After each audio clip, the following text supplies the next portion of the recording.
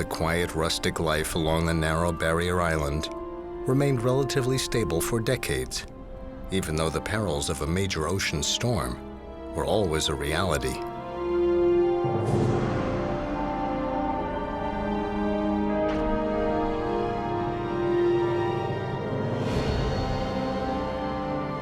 Everything changed in the 1930s when a series of storms devastated the West Hampton Beach area.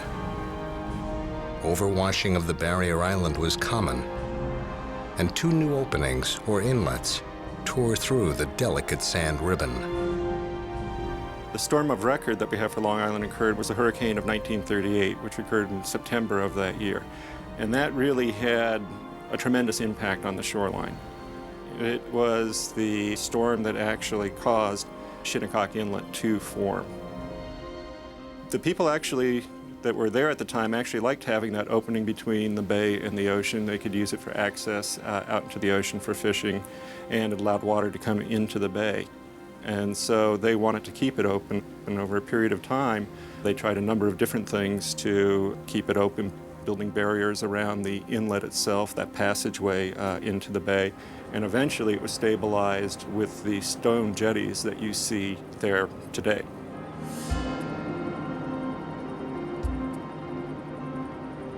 That inlet probably had the biggest impact on the area to the west.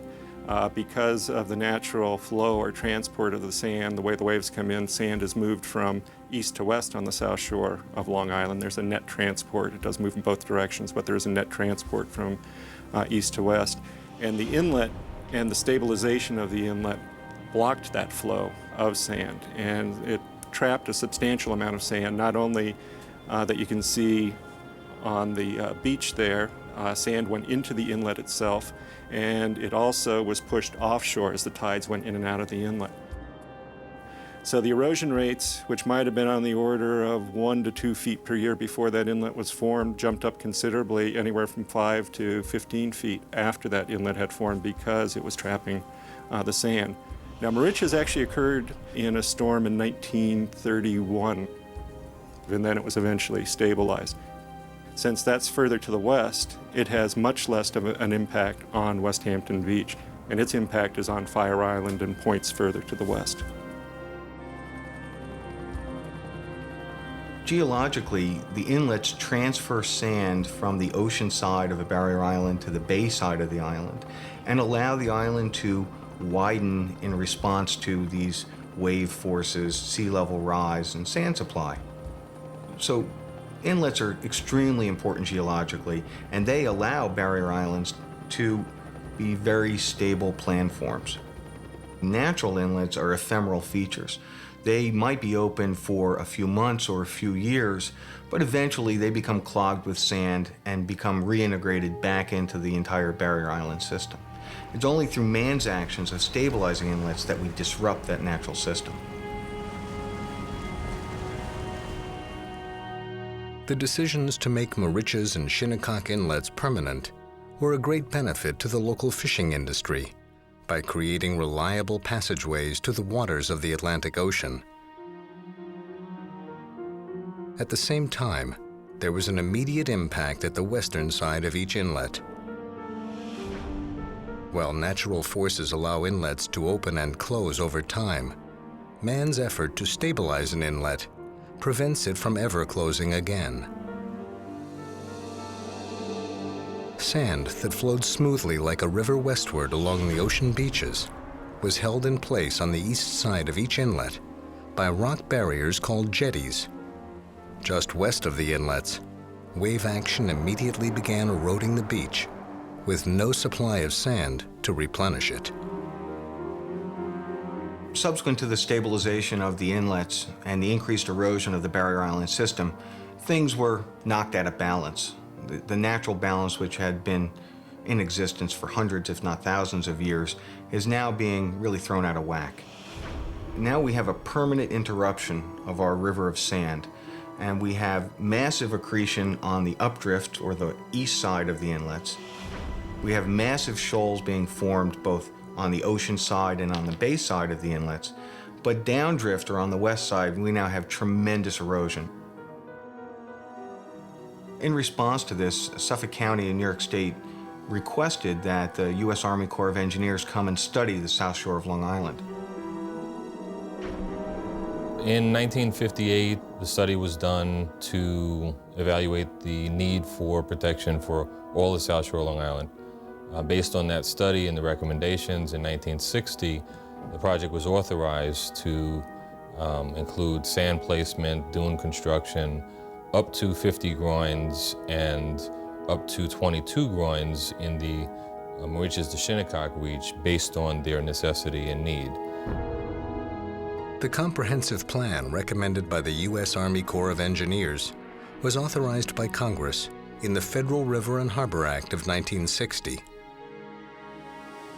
The first phase of the project consisted of pumping additional sand onto the beaches and monitoring the erosion. If needed, a string of up to 22 rock barriers, called groins, would be constructed between Moriches and Shinnecock inlets. Each groin would extend into the ocean, locking the existing sand in place and preventing beach erosion. So the original plan involved putting sand on the beach, monitoring it to see what happened if you had erosion that was too high, to start putting these structures in which would help hold the sand there. And that plan called for the structures to start at Moriches, which is the furthest west of that reach, and build them back towards the east. And the reason behind that was, since you had the flow of sand going from east to west, you would minimize the impacts of downdrift erosion that would be caused by these structures. The Army Corps, in reviewing their study, said what we need to do is to bolster this sand supply system. We need to provide new sources of sand to the Barrier Island system, and we need to bypass sand around the inlet obstructions. And that was the genesis of the modern West Hampton Beach project, a project that got turned on its head by the local interests, by the County of Suffolk. The Suffolk County Board of Supervisors couldn't agree with federal officials on key components of the Corps' plan.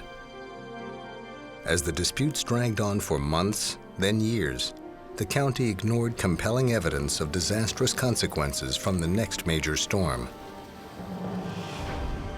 Then, Mother Nature delivered a wake-up call.